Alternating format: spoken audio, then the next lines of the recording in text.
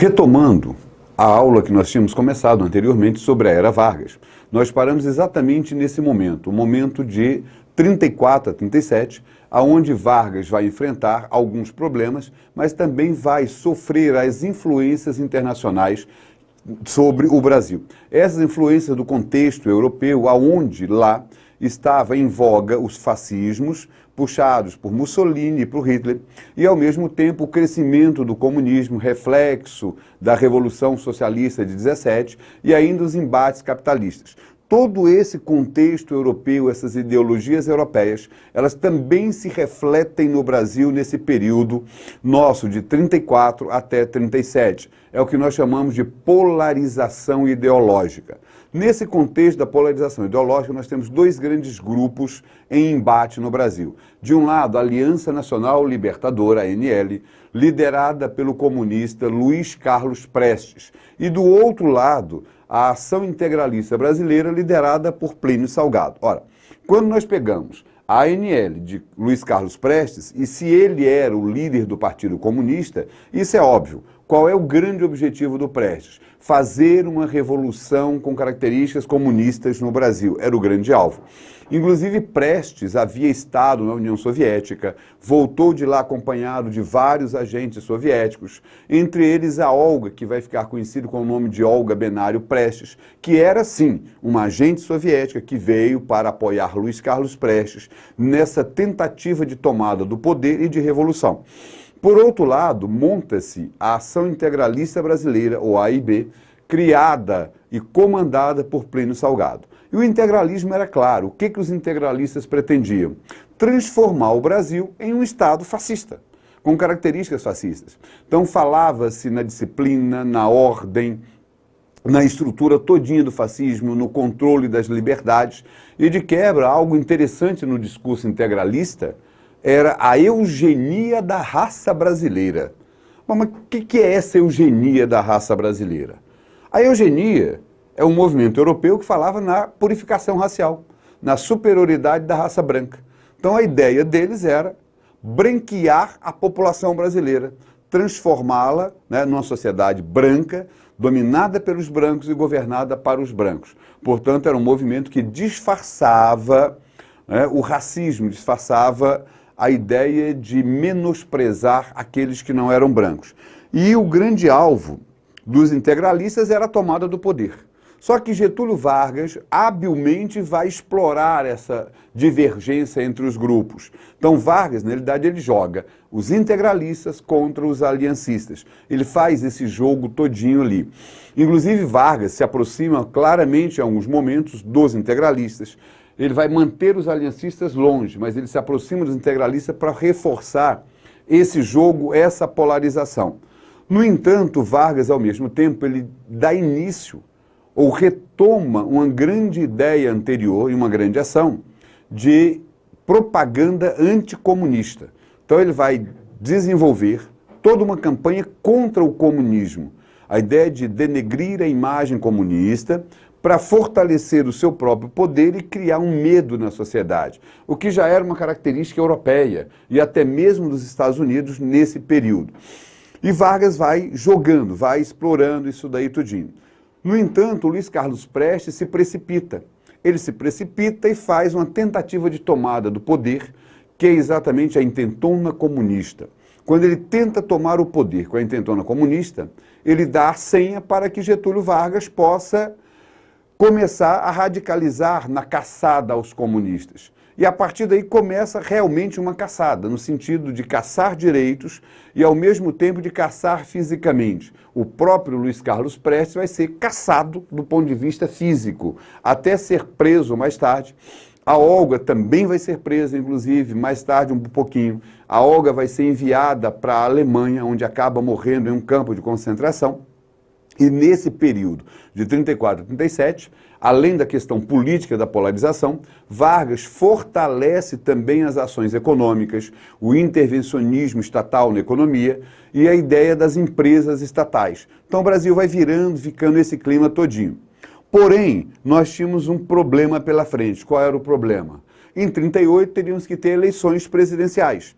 E pela Constituição de 34, estava proibida a reeleição. Portanto, Vargas, obrigatoriamente, teria que convocar eleições presidenciais, tinha que organizá-las, realizá-las, mas não poderia ser candidato.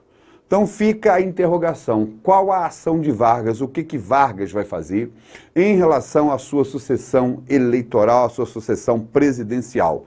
Vai escolher alguém para sucedê-lo? Ou ele próprio vai buscar uma alternativa para permanecer no poder? Plínio Salgado, que desenvolveu o movimento integralista, sonhava com a eleição e sonhava com o apoio de Vargas. Então Plínio Salgado, na realidade, já contava com a eleição e provavelmente com a sua candidatura, e não só candidatura, mas como a sua eleição e posse como presidente da República. No entanto, as tensões internas se agravam, as tensões internacionais também se agravam pela ação do próprio Hitler dentro da Europa, fazendo a expansão e as conquistas territoriais. E nesse sentido, Vargas vai fazer uma grande sacada, mais uma grande sacada política.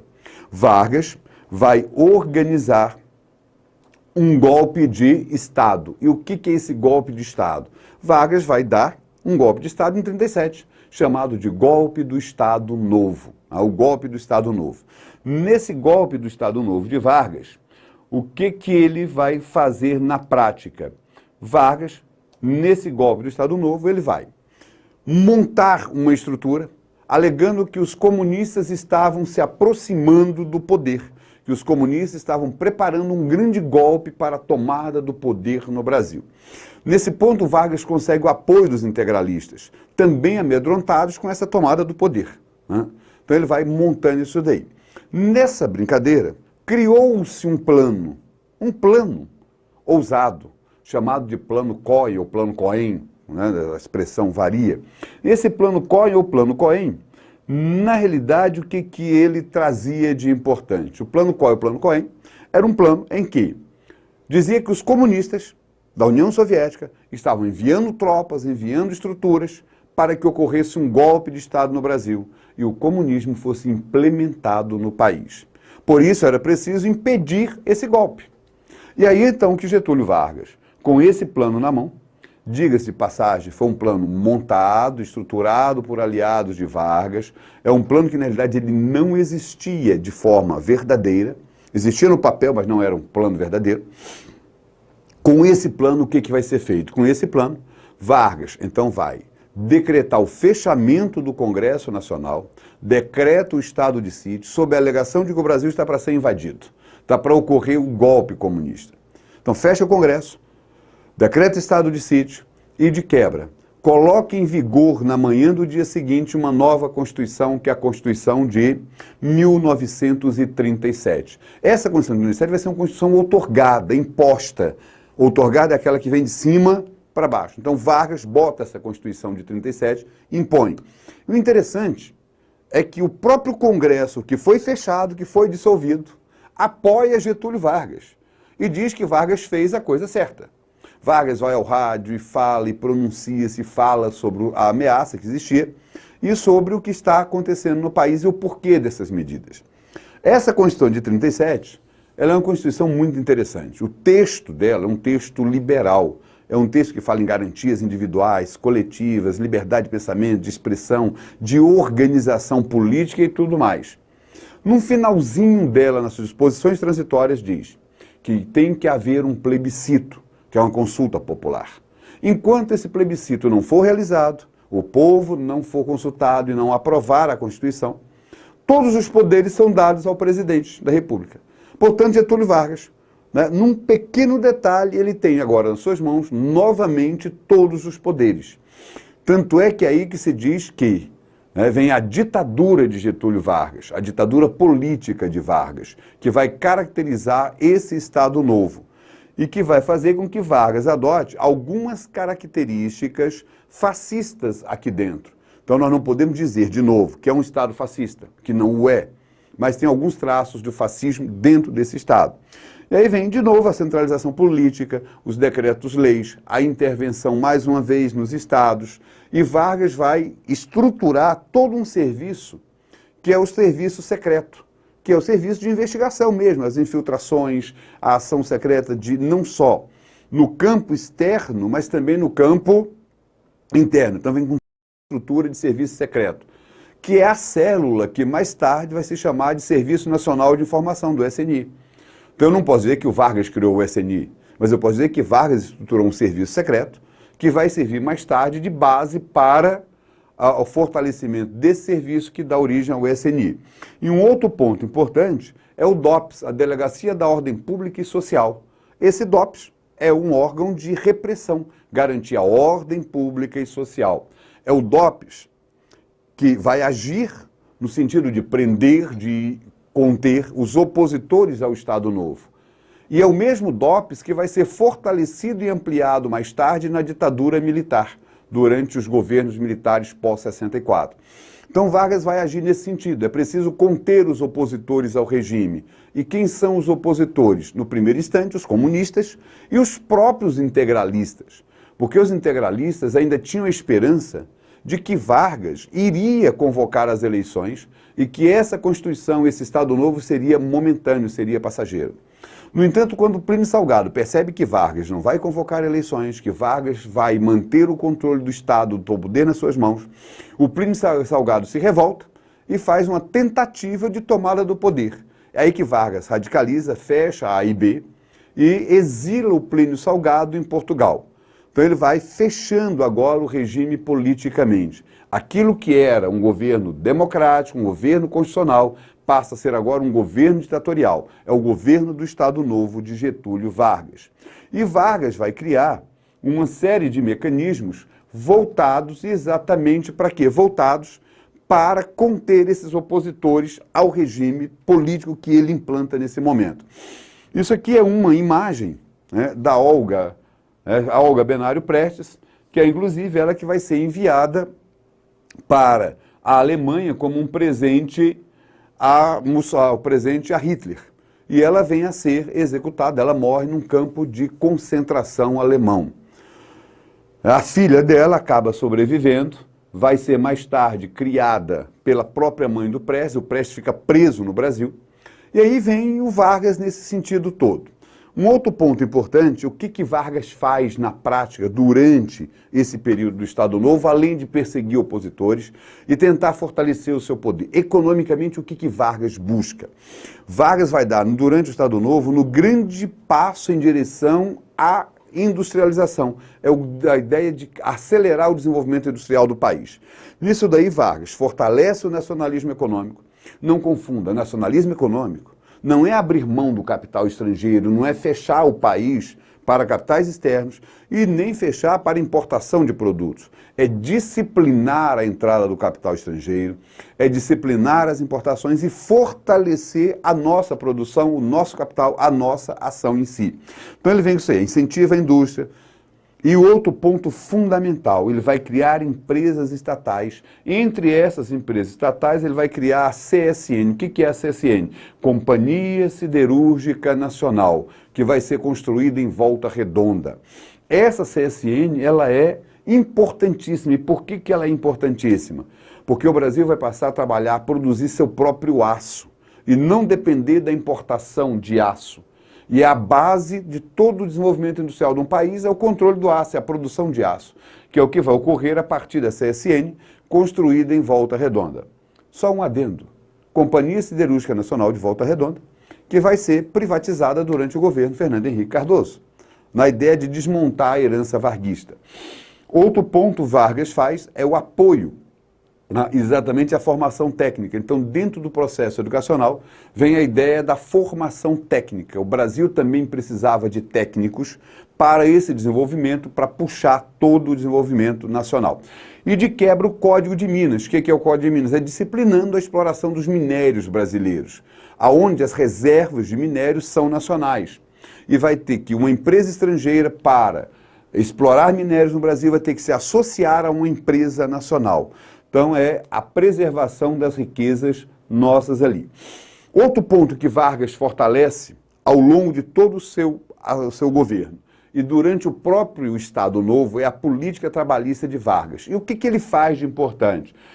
Toda a legislação trabalhista de Vargas, ela vai ser inspirada em uma legislação trabalhista de Mussolini chamada de Carta del Lavoro, ou a Carta do Trabalho italiana.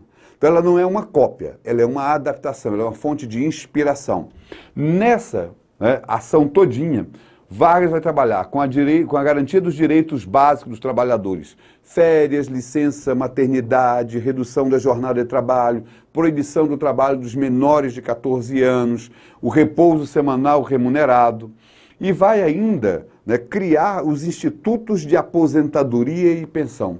É a primeira vez que se pensa num sistema para garantir a aposentadoria do trabalhador após a sua longa jornada de trabalho da vida. 35 anos, então começar a pensar nessa aposentadoria. Só a título de informação, nós temos hoje uma das propostas do atual governo brasileiro, é exatamente mexer na Previdência, alterar a Previdência Social, que é mais uma herança varguista que está sendo questionada. Lógico, Vargas não criou a Previdência Social como nós conhecemos hoje, mas ele lança os institutos de aposentadoria e pensão para os trabalhadores. Outro ponto importante, que é um documento que é a carteira de trabalho, a carteira profissional. Essa carteira de trabalho, a carteira profissional, ela serve para registrar toda a vida trabalhista do empregado, aonde ali ele tem os registros, onde ele trabalhou, o período que ele ficou, quanto ele ganhava, que é um documento até hoje fundamental para o trabalhador.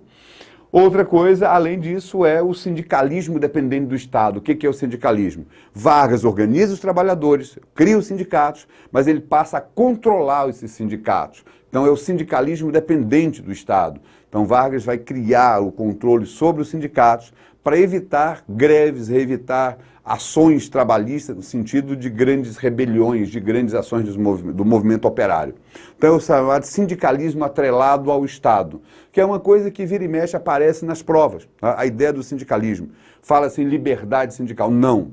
Quando se falar no governo Vargas, no período de 37 a 45, esse sindicalismo esteve atrelado o tempo inteiro ao Estado, inclusive em alguns momentos, com a intervenção, com troca de presidentes de sindicatos. E uma outra grande criação, que daí que vai vir, que vai ser, nesse sindicalismo, a criação do imposto sindical, que é aquela contribuição sindical hoje, que todo mundo questiona, mas ninguém tem coragem de acabar com ela. Aonde o trabalhador, com carteira assinada, até o dia de hoje, tem um dia inteiro do seu trabalho descontado para ser passado para os sindicatos e para as associações de trabalhadores. Então, ele vem ali. Outro ponto importante, em 1940, o que Getúlio Vargas faz? Cria o salário mínimo, que é uma conquista do trabalhador, é uma conquista que vem até hoje. Quando o salário mínimo foi criado, ele era suficiente para garantir a um trabalhador, com a esposa e 3 filhos, uma família de 5 pessoas, garantir as condições mínimas de habitação, educação, alimentação, saúde e transporte. Ou seja, o salário mínimo dava para uma família viver relativamente bem dentro do padrão brasileiro da época. E o que a gente vai vendo ao longo do tempo com esse salário mínimo? Ele vai perdendo o poder aquisitivo, ele vai sendo achatado nos governos posteriores a Vargas. Vai sendo achatado. Mas é uma herança que vem até hoje aí o salário mínimo.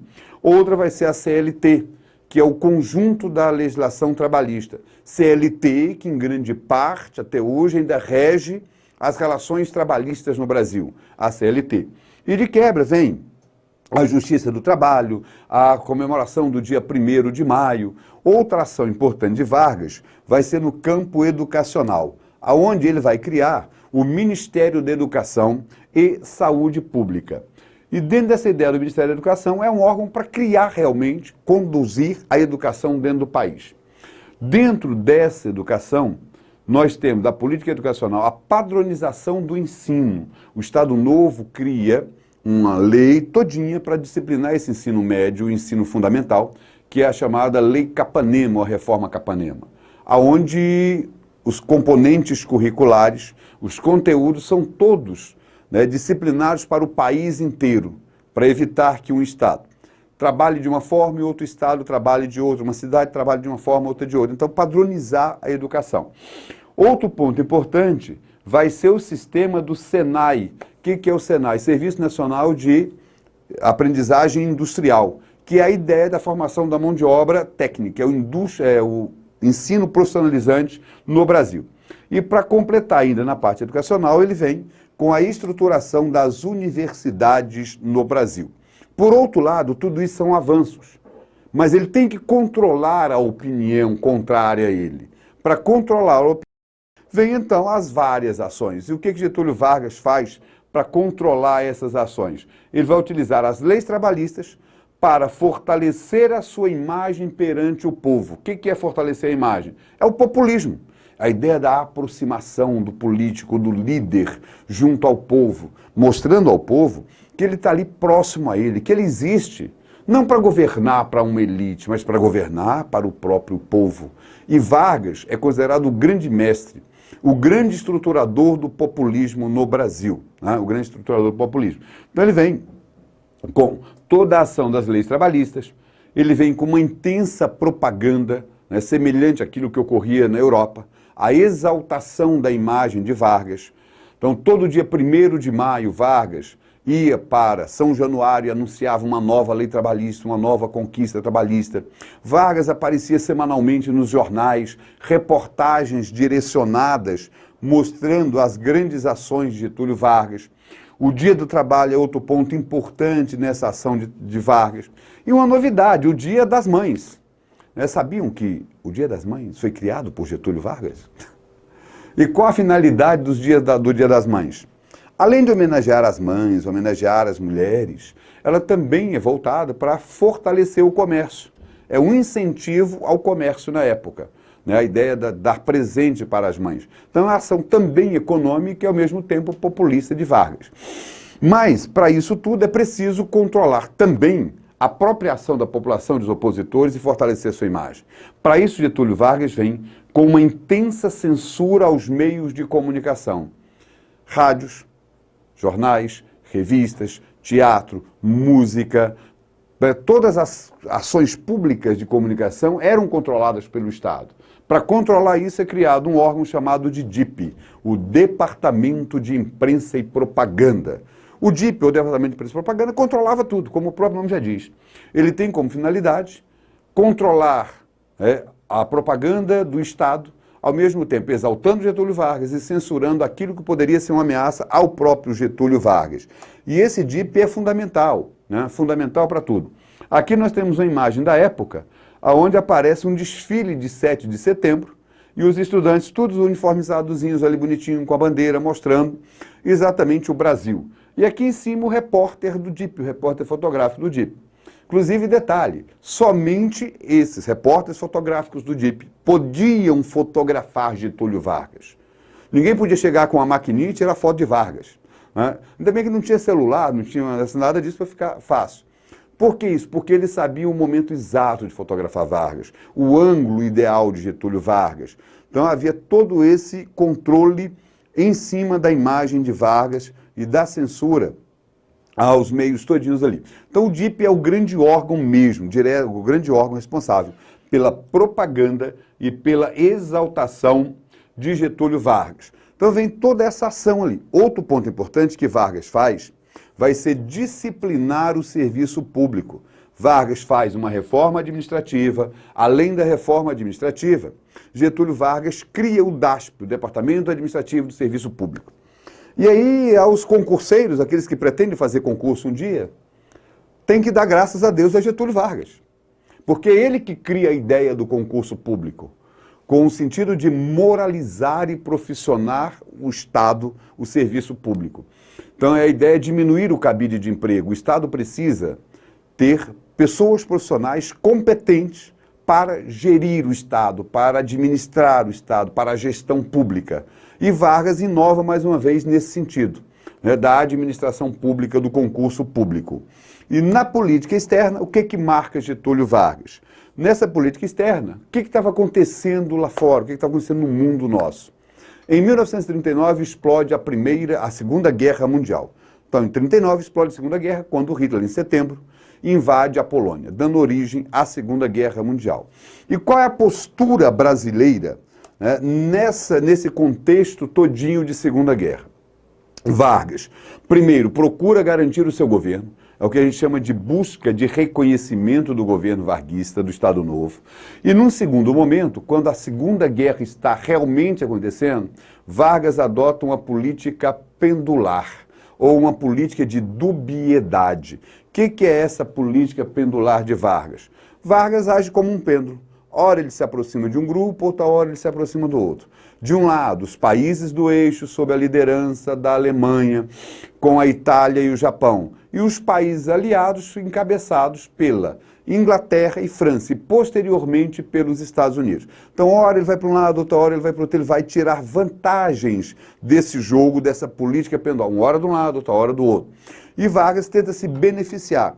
Inclusive, o próprio governo Vargas estava dividido. Existe um grupo dentro do governo Vargas que era amplamente favorável ao eixo, ao Hitler, e um grupo que era amplamente favorável à ação dos aliados, principalmente a partir de dezembro de 41, início de 42, quando os Estados Unidos entram na guerra. E o que Vargas faz? Vargas faz o jogo. Ele joga uma hora aproxima de um lado, outra hora aproxima do outro. Ele próprio não definia a posição brasileira.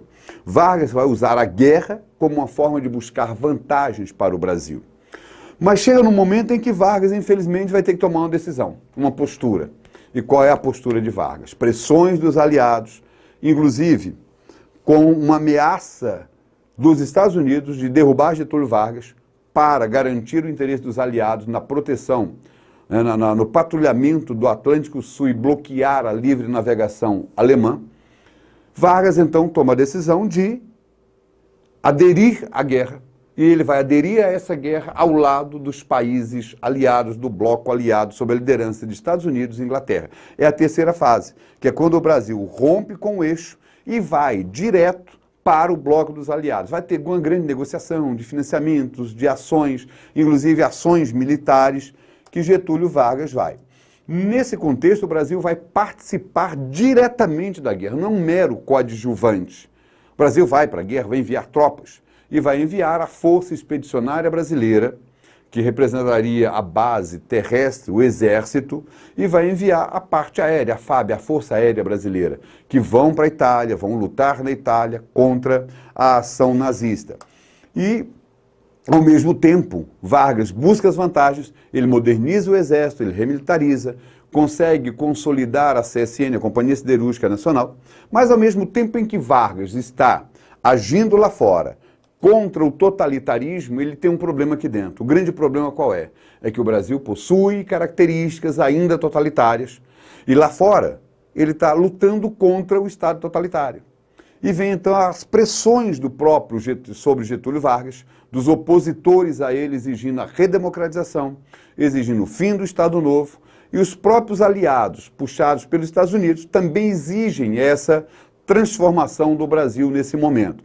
E Vargas, em função de toda essa pressão que ele sofre, tanto externa quanto interna, Vargas inicia um processo de flexibilização do Estado Novo, ou o que nós chamaríamos de redemocratização do país. Então, gradativamente, ele inicia o processo da redemocratização do país. Nesse sentido, um dos grandes momentos vai ser a criação ou o estabelecimento do pluripartidarismo. O que é o pluripartidarismo? Serão criados no país vários partidos, não de bases locais ou regionais, mas de bases nacionais. E quais são os partidos de destaque nesse momento? O primeiro partido é o partido criado pelo próprio Getúlio Vargas, o PTB, Partido Trabalhista Brasileiro. É o partido que visa garantir os interesses dos trabalhadores, é o partido do Vargas, é o partido do trabalhismo brasileiro. Então vem o PTB. O PSD, que é um partido social-democrático, que é aliado a Vargas em determinados momentos, mas ele não representa essencialmente o trabalhador, ele representa uma elite econômica, mas aliada ao trabalhismo, varguistas em muito momento. E o grande partido de oposição a Vargas. Qual é o grande partido de oposição a Getúlio Vargas? A UDN, União Democrática Nacional. Então, a UDN é o partido de oposição a Vargas. Todos os grandes adversários políticos de Vargas vão para onde? Vão para a UDN. E o que a gente vai assistir na história do Brasil a partir daí? A UDN lutando contra o PTB. Uma grande polarização partidária. UDN, PTB, UDN, PTB, até 1964. Quando, em 64, com o golpe militar, todos os partidos existentes foram extintos e serão permitidos apenas 2 partidos, Arena e MDB. Mas isso é um assunto de uma outra aula. Só para a gente fechar aqui, então, o PCB que existia desde 22 vai acabar sendo legalizado. Ele sai da ilegalidade, vai para a legalidade a partir dessa reforma de Getúlio Vargas. Vai ser reinstaurada a liberdade de imprensa. Então é o fim da censura sobre os meios de comunicação. Então a gente vai tendo a redemocratização em si acontecendo.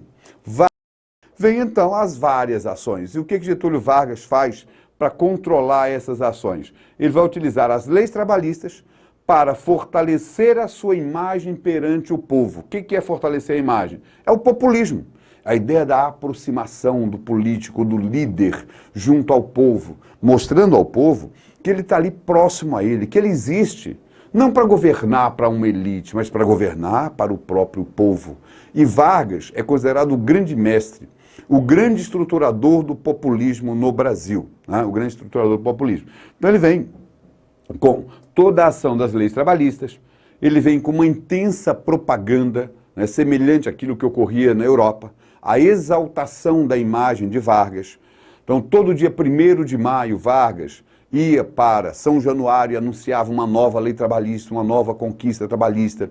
Vargas aparecia semanalmente nos jornais, reportagens direcionadas, mostrando as grandes ações de Getúlio Vargas. O Dia do Trabalho é outro ponto importante nessa ação de Vargas. E uma novidade, o Dia das Mães. Sabiam que o Dia das Mães foi criado por Getúlio Vargas? E qual a finalidade do Dia das Mães? Além de homenagear as mães, homenagear as mulheres, ela também é voltada para fortalecer o comércio. É um incentivo ao comércio na época, né? A ideia de dar presente para as mães. Então, é uma ação também econômica e, ao mesmo tempo, populista de Vargas. Mas, para isso tudo, é preciso controlar também a própria ação da população, dos opositores, e fortalecer sua imagem. Para isso, Getúlio Vargas vem com uma intensa censura aos meios de comunicação. Rádios, jornais, revistas, teatro, música, todas as ações públicas de comunicação eram controladas pelo Estado. Para controlar isso é criado um órgão chamado de DIP, o Departamento de Imprensa e Propaganda. O DIP, ou Departamento de Imprensa e Propaganda, controlava tudo, como o próprio nome já diz. Ele tem como finalidade controlar a propaganda do Estado, ao mesmo tempo exaltando Getúlio Vargas e censurando aquilo que poderia ser uma ameaça ao próprio Getúlio Vargas. E esse DIP é fundamental, né? Fundamental para tudo. Aqui nós temos uma imagem da época, onde aparece um desfile de 7 de setembro, e os estudantes todos uniformizadozinhos ali bonitinho, com a bandeira, mostrando exatamente o Brasil. E aqui em cima o repórter do DIP, o repórter fotográfico do DIP. Inclusive, detalhe, somente esses repórteres fotográficos do DIP podiam fotografar Getúlio Vargas. Ninguém podia chegar com a maquininha e tirar foto de Vargas, né? Ainda bem que não tinha celular, não tinha nada disso para ficar fácil. Por que isso? Porque eles sabiam o momento exato de fotografar Vargas, o ângulo ideal de Getúlio Vargas. Então havia todo esse controle em cima da imagem de Vargas e da censura aos meios todinhos ali. Então o DIP é o grande órgão mesmo, o grande órgão responsável pela propaganda e pela exaltação de Getúlio Vargas. Então vem toda essa ação ali. Outro ponto importante que Vargas faz vai ser disciplinar o serviço público. Vargas faz uma reforma administrativa. Além da reforma administrativa, Getúlio Vargas cria o DASP, o Departamento Administrativo do Serviço Público.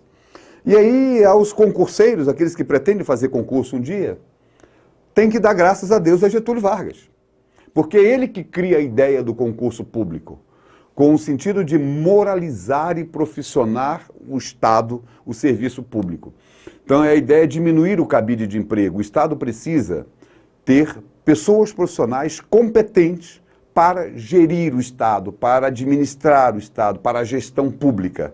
E Vargas inova mais uma vez nesse sentido, né, da administração pública, do concurso público. E na política externa, o que marca Getúlio Vargas? Nessa política externa, o que estava acontecendo lá fora, o que estava acontecendo no mundo nosso? Em 1939 explode a Segunda Guerra Mundial. Então, em 1939 explode a Segunda Guerra, quando Hitler, em setembro, invade a Polônia, dando origem à Segunda Guerra Mundial. E qual é a postura brasileira, né, nesse contexto todinho de Segunda Guerra? Vargas, primeiro, procura garantir o seu governo, é o que a gente chama de busca de reconhecimento do governo varguista, do Estado Novo. E num segundo momento, quando a Segunda Guerra está realmente acontecendo, Vargas adota uma política pendular, ou uma política de dubiedade. O que é essa política pendular de Vargas? Vargas age como um pêndulo. Ora ele se aproxima de um grupo, outra hora ele se aproxima do outro. De um lado, os países do eixo sob a liderança da Alemanha, com a Itália e o Japão. E os países aliados encabeçados pela Inglaterra e França, e posteriormente pelos Estados Unidos. Então, ora ele vai para um lado, outra hora ele vai para o outro, ele vai tirar vantagens desse jogo, dessa política pendular. Uma hora de um lado, outra hora do outro. E Vargas tenta se beneficiar. Inclusive, o próprio governo Vargas estava dividido. Existe um grupo dentro do governo Vargas que era amplamente favorável ao eixo, ao Hitler, e um grupo que era amplamente favorável à ação dos aliados, principalmente a partir de dezembro de 41, início de 42, quando os Estados Unidos entram na guerra. E o que Vargas faz? Vargas faz o jogo. Ele joga uma hora aproxima de um lado, outra hora aproxima do outro. Ele próprio não definia a posição brasileira. Vargas vai usar a guerra como uma forma de buscar vantagens para o Brasil. Mas chega num momento em que Vargas, infelizmente, vai ter que tomar uma decisão, uma postura. E qual é a postura de Vargas? Pressões dos aliados, inclusive com uma ameaça dos Estados Unidos de derrubar Getúlio Vargas para garantir o interesse dos aliados na proteção, né, no patrulhamento do Atlântico Sul e bloquear a livre navegação alemã. Vargas, então, toma a decisão de aderir à guerra. E ele vai aderir a essa guerra ao lado dos países aliados, do bloco aliado, sob a liderança de Estados Unidos e Inglaterra. É a terceira fase, que é quando o Brasil rompe com o eixo e vai direto para o bloco dos aliados. Vai ter uma grande negociação de financiamentos, de ações, inclusive ações militares, que Getúlio Vargas vai. Nesse contexto, o Brasil vai participar diretamente da guerra, não um mero coadjuvante. O Brasil vai para a guerra, vai enviar tropas e vai enviar a Força Expedicionária Brasileira, que representaria a base terrestre, o Exército, e vai enviar a parte aérea, a FAB, a Força Aérea Brasileira, que vão para a Itália, vão lutar na Itália contra a ação nazista. E, ao mesmo tempo, Vargas busca as vantagens, ele moderniza o Exército, ele remilitariza, consegue consolidar a CSN, a Companhia Siderúrgica Nacional, mas ao mesmo tempo em que Vargas está agindo lá fora, contra o totalitarismo, ele tem um problema aqui dentro. O grande problema qual é? É que o Brasil possui características ainda totalitárias e lá fora ele está lutando contra o Estado totalitário. E vem então as pressões do próprio sobre Getúlio Vargas, dos opositores a ele exigindo a redemocratização, exigindo o fim do Estado Novo, e os próprios aliados, puxados pelos Estados Unidos, também exigem essa transformação do Brasil nesse momento. E Vargas, em função de toda essa pressão que ele sofre, tanto externa quanto interna, Vargas inicia um processo de flexibilização do Estado Novo, ou o que nós chamaríamos de redemocratização do país. Então, gradativamente, ele inicia o processo da redemocratização do país. Nesse sentido, um dos grandes momentos vai ser a criação ou estabelecimento do pluripartidarismo. O que é o pluripartidarismo? Serão criados no país vários partidos, não de bases locais ou regionais, mas de bases nacionais. E quais são os partidos de destaque nesse momento? O primeiro partido é o partido criado pelo próprio Getúlio Vargas, o PTB, Partido Trabalhista Brasileiro. É o partido que visa garantir os interesses dos trabalhadores, é o partido do Vargas, é o partido do trabalhismo brasileiro. Então vem o PTB, o PSD, que é um partido social-democrático que é aliado a Vargas em determinados momentos, mas ele não representa essencialmente o trabalhador, ele representa uma elite econômica, mas aliada ao trabalhismo, varguistas em muito momento. E o grande partido de oposição a Vargas. Qual é o grande partido de oposição a Getúlio Vargas? A UDN, União Democrática Nacional. Então, a UDN é o partido de oposição a Vargas. Todos os grandes adversários políticos de Vargas vão para onde? Vão para a UDN. E o que a gente vai assistir na história do Brasil a partir daí? A UDN lutando contra o PTB. Uma grande polarização partidária. UDN, PTB, UDN, PTB, até 1964. Quando, em 64, com o golpe militar, todos os partidos existentes foram extintos e serão permitidos apenas 2 partidos, Arena e MDB. Mas isso é um assunto de uma outra aula. Só para a gente fechar aqui, então, o PCB que existia desde 22 vai acabar sendo legalizado. Ele sai da ilegalidade, vai para a legalidade a partir dessa reforma de Getúlio Vargas. Vai ser reinstaurada a liberdade de imprensa. Então é o fim da censura sobre os meios de comunicação. Então a gente vai tendo a redemocratização em si acontecendo. Vai convoca eleições para uma Assembleia Nacional Constituinte. Se o Estado Novo está terminando, nós precisamos de uma nova Constituição. Muda-se novamente a Constituição brasileira como se muda de roupa. Então lá vem uma nova Constituição. E dentro desse movimento das eleições para a Assembleia Constituinte, Getúlio Vargas ainda tenta uma ação, que vai nascer um movimento que pede a permanência de Getúlio Vargas no poder. Esse movimento é chamado de movimento queremista.